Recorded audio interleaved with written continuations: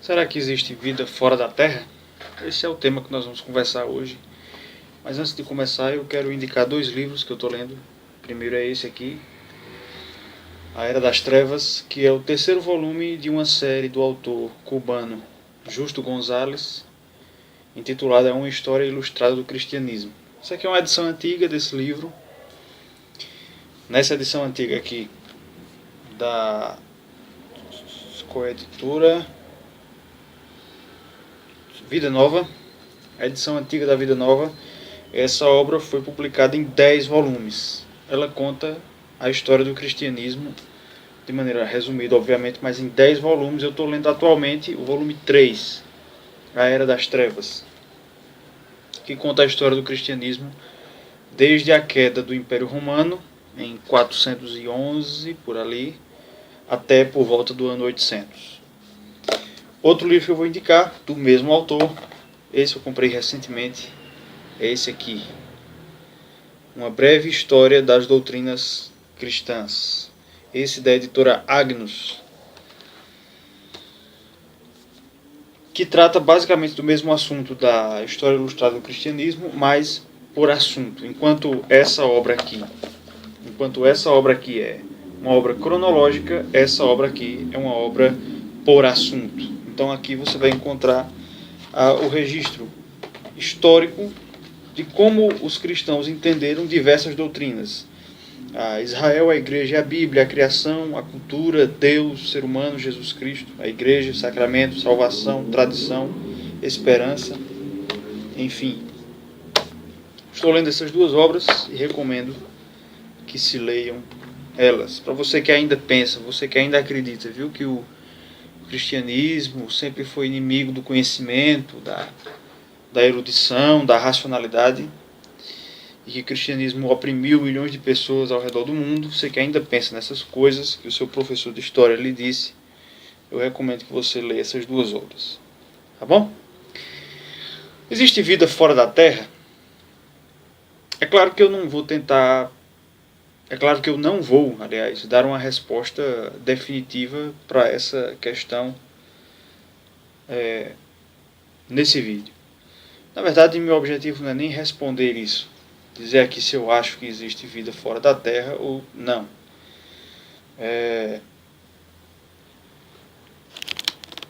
O meu objetivo, na verdade, é analisar as implicações da resposta que nós podemos dar a essa questão. Bom, recentemente saiu uma notícia na internet dizendo que houve uma fotografia, foi fotografada uma forma de vida que se supõe ser alienígena, que se supõe ser extraterrestre. Eu vi isso num daqueles sites que eu considero assim bem sensacionalista, sabe, bem aqueles sites que gostam bastante de notícias chamativas, mas que nem sempre o compromisso com a razoabilidade, com a racionalidade é tão evidente. Há muita gente que diz que o homem está muito perto de provar que há vida fora da Terra. No site da NASA, por exemplo, você pode encontrar um registro lá de diversos planetas e luas, de planetas em que a NASA alega que ou há ou houve água. Então, seria uma premissa básica para a existência de vida. Por outro lado, alguns argumentam que o homem está cada vez mais distante de dar uma resposta afirmativa a essa pergunta. Bom, uma coisa que cristãos devem ter em mente quando o assunto é esse, é que independentemente de nós acreditarmos ou de supormos que há vida fora da Terra ou não, uma coisa a Bíblia nos deixa clara. Tem gente que pega um monte de texto para supor, geralmente fora de contexto, que existe vida fora da Terra. Eu acho que nenhum texto bíblico sugere ou prova isso. Mas, havendo ou não, e abrindo outro parênteses, eu até acharia interessante que houvesse algo digno de nota fora da Terra. Havendo ou não, o que nós temos certeza é que a forma de vida mais elevada do universo é o ser humano. Somos nós que vivemos neste planeta, no planeta que nós chamamos de Terra. isso pode ser facilmente percebido em diversos textos bíblicos. A começar pelo relato da própria criação. Se você ler Gênesis 1 e 2, você vai ver que há uma ideia muito clara de progressividade na criação. Primeiro não havia nada, só havia Deus, só havia a Trindade, que é eterna. E depois passa a haver céus e terra. No princípio criou Deus os céus e a terra. Ele criou do nada. Do latim ex nihilo, criou do nada. Quando ele cria os céus e a terra, o texto vai dizer que a terra era sem forma e vazia. Era uma substância disforme. De alguma maneira, não havia uma organização na terra. O que Deus faz depois é dar a essa terra ainda disforme um padrão de organização. Então ele cria os luzeiros, ele divide dia e noite, ele separa a água da terra, forma os continentes. Ele dá organização àquela terra que inicialmente era disforme. Depois ele cria a vida, ele cria os seres viventes. E depois de criar os seres viventes, ele cria a forma vivente mais elevada. Veja que parte do nada para a desorganização, depois para a organização, depois para a vida e depois para a vida mais elevada, que é o ser humano.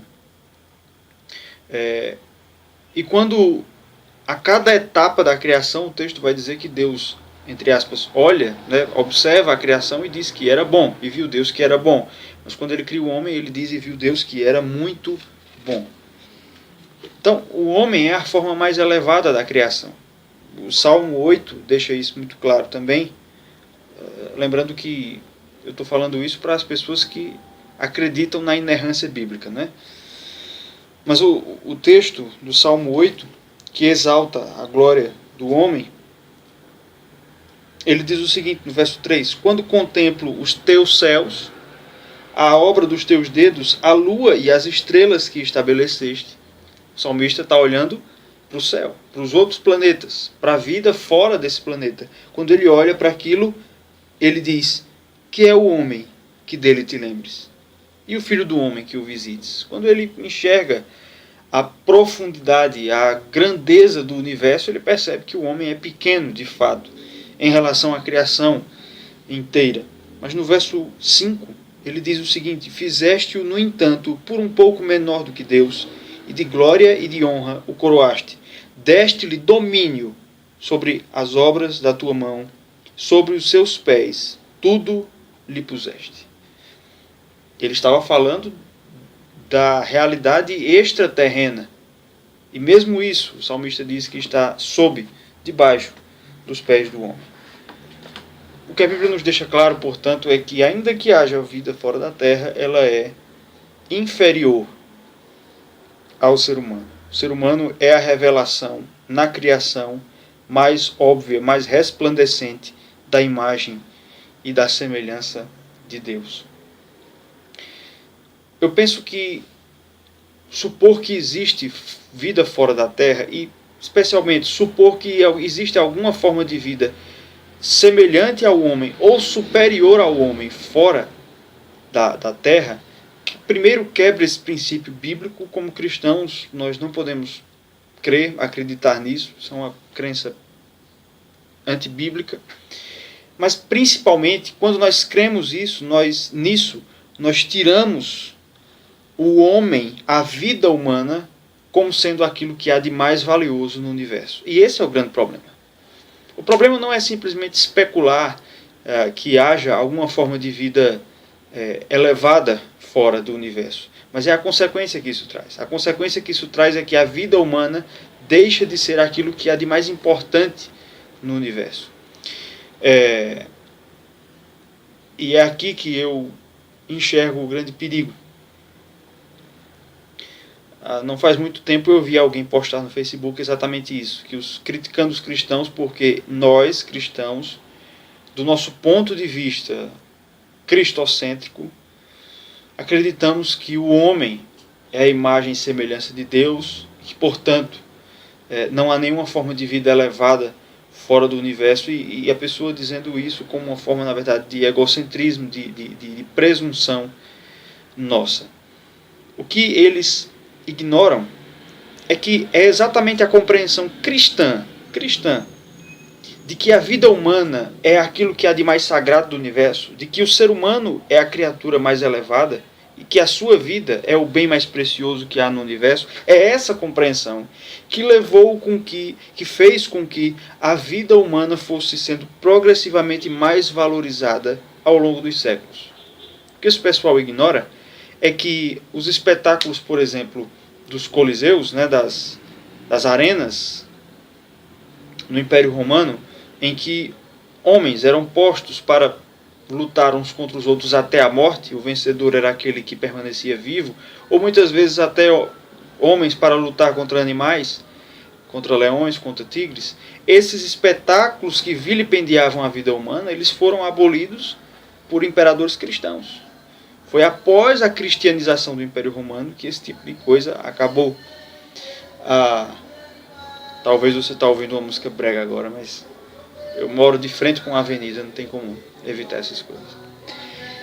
Há um documento do século II, um documento anônimo chamado Carta a Epíteto, em que o autor, referindo-se aos cristãos, ele diz mais ou menos assim: eles, os cristãos, vivem nesse mundo, eles se casam e têm filhos, mas eles não abandonam os seus filhos como os outros fazem.